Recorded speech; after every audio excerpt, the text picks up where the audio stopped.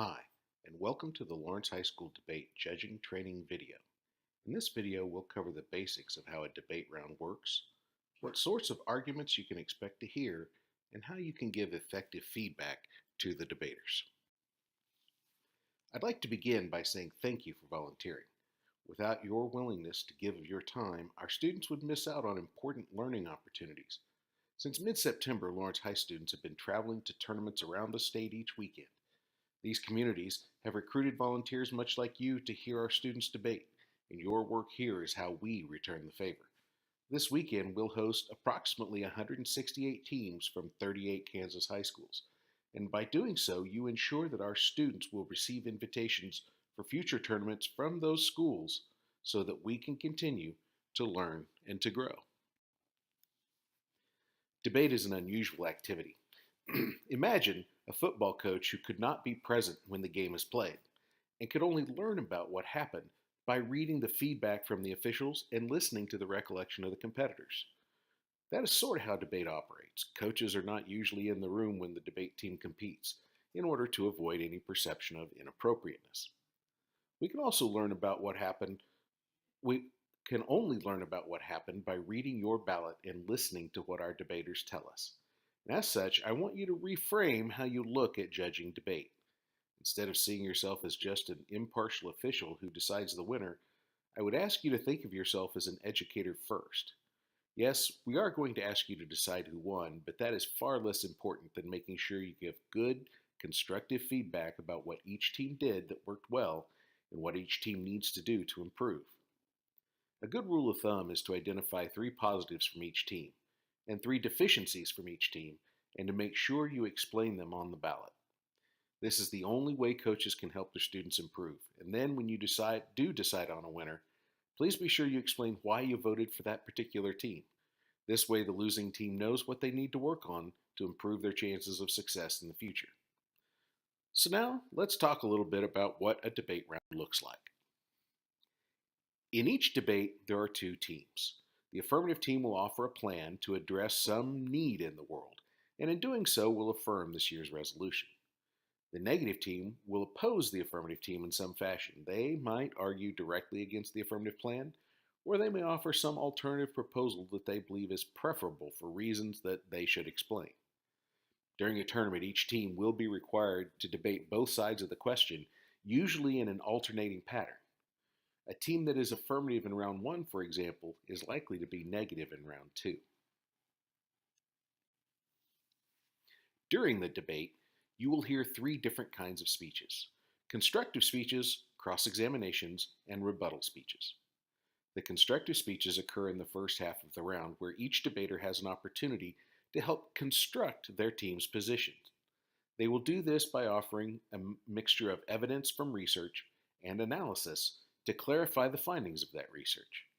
Each constructive speech will be followed by a cross-examination period where a member of the opposing team has the opportunity to ask questions of the speaker.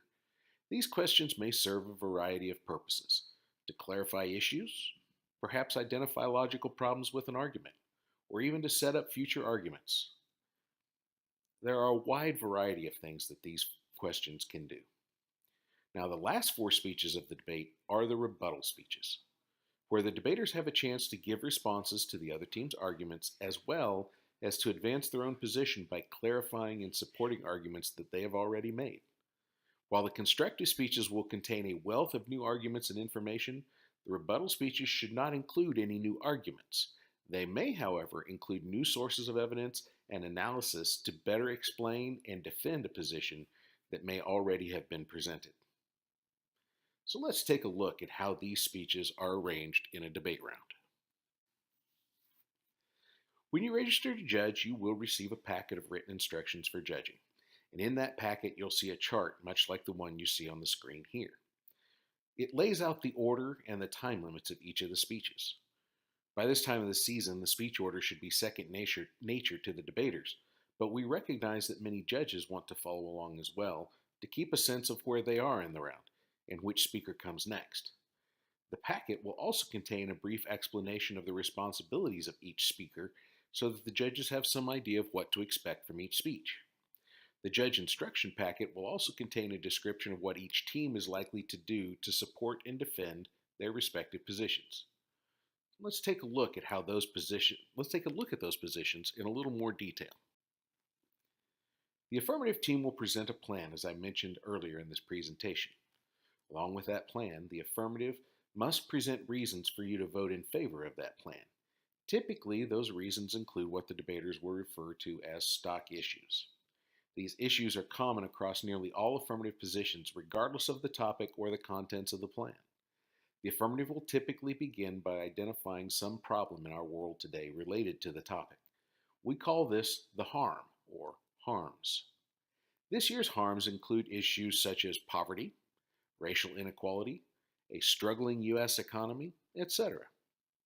Now, this harm should be important enough to merit action by the United States federal government, and debaters will refer to this idea as the significance of the harm.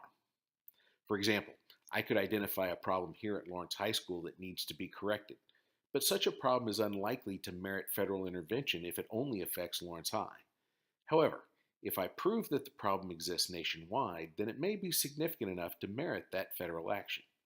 Affirmatives should also articulate what's called the inherent barrier, which is some obstacle that stands in the way of fixing this harm. The inherent barrier may be a current law, a court decision, or even a prevailing attitude that the problem is not important enough to fix or that it is unfixable. And finally, the affirmative team must prove that their plan will solve this harm, usually by going around or removing the barrier entirely.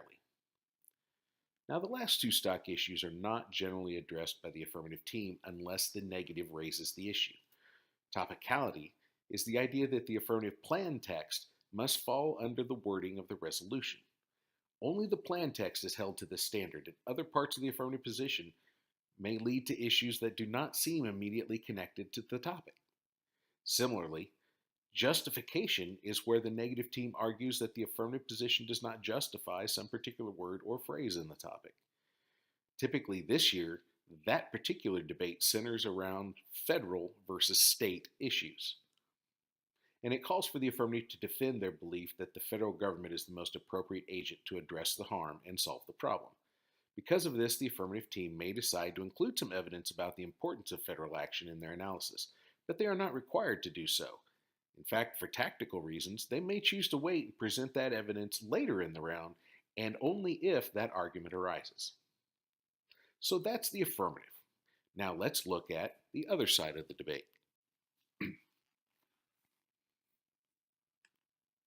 The negative team may attack any of those stock issues we just talked about.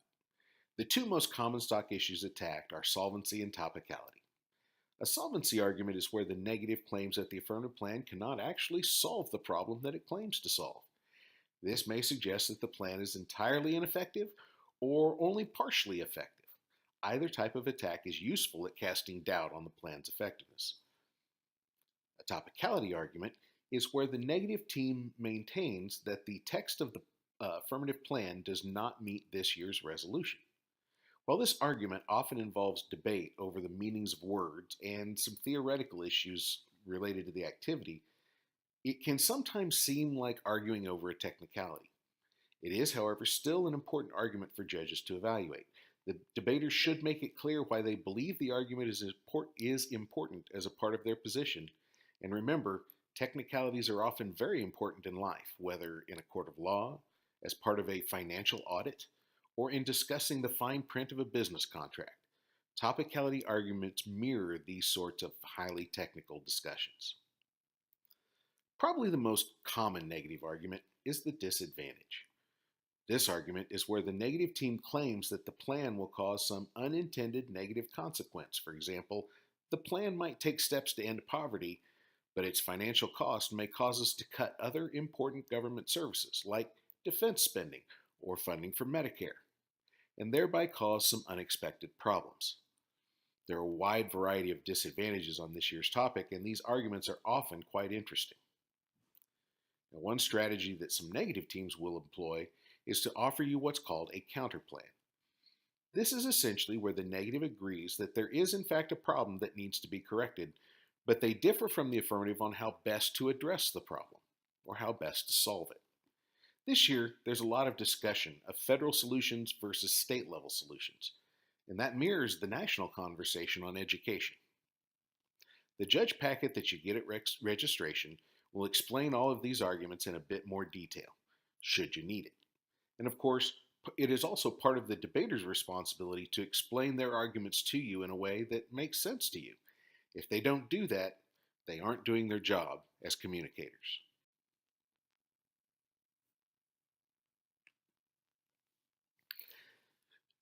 If you are in a room with other judges, you may see some highly experienced judges taking extensive and very careful notes. You will also notice some judges taking no notes at all, preferring just to listen. Either style of judging is acceptable, and the debaters should be adapting to the judges they have in the room. We encourage you to take some notes, if only to help keep ideas from early in the debate in mind once the round is over. But if you prefer to just listen, that is certainly acceptable. You're the judge, whatever you're doing is correct. So let's talk then about how to fill out the ballot. Before the round begins, have the debaters write their names in the appropriate spaces. Debaters should know how to take care of this if you simply put the ballot where they can write on it. And they may also take this opportunity to introduce themselves to you, although some teams prefer not to do so.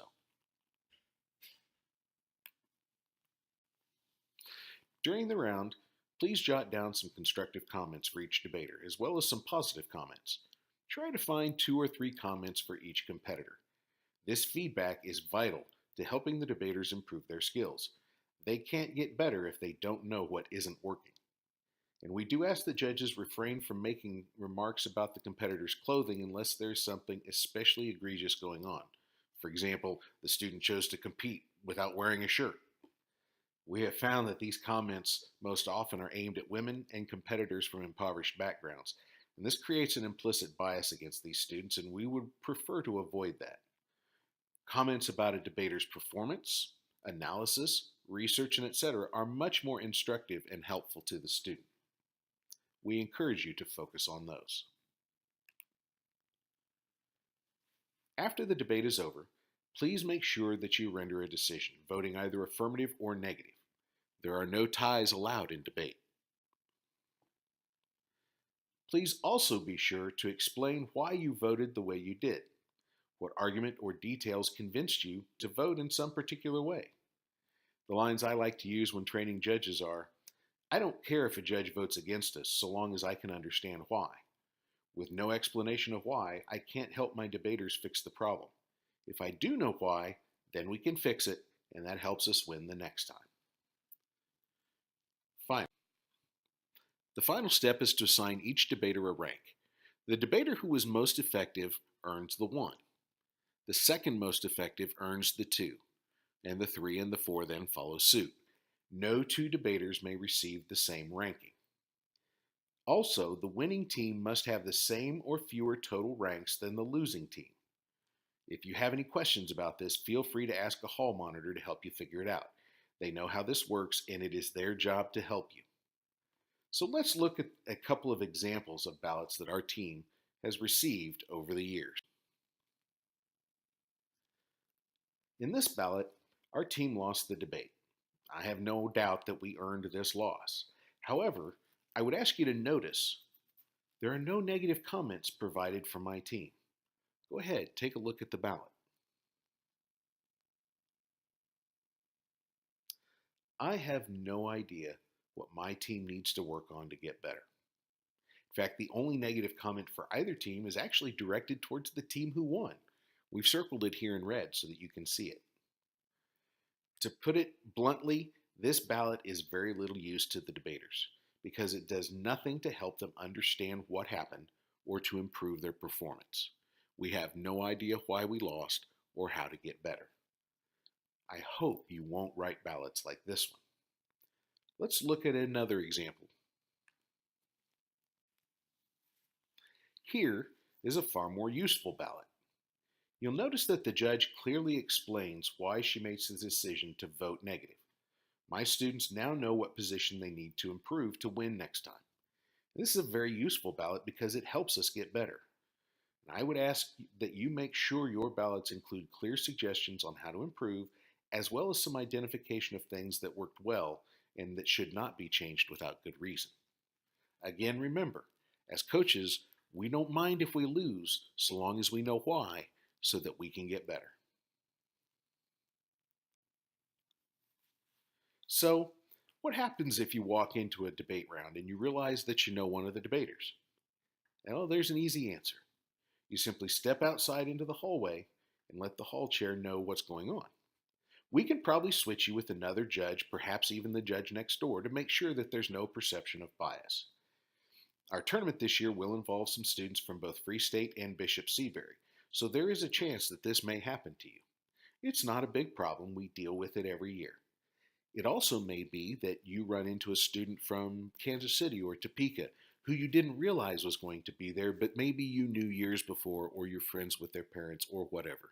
Again, this is an easy fix. Simply step to the hallway and let the hall chair know what's going on, and they will take steps to fix the problem. This year's topic, as with every year, involves discussion of some issues where judges may have strong personal beliefs and opinions. This year's topic is education, and I know we all feel strongly about education. We ask that you do your very best, though, to set aside those beliefs and opinions during the duration of the debate and try to evaluate based only on what is said in the round by the teams. One team may say something like, poverty can never be solved. And while you may agree or disagree with that statement, what we ask you to evaluate is the opposing team's response and analysis, independent of your own ideas. Now, this can be difficult, we know, and we know that we all have biases that we're not able to completely ignore. What we ask is that you make a good faith effort to be fair and neutral as possible in your judging.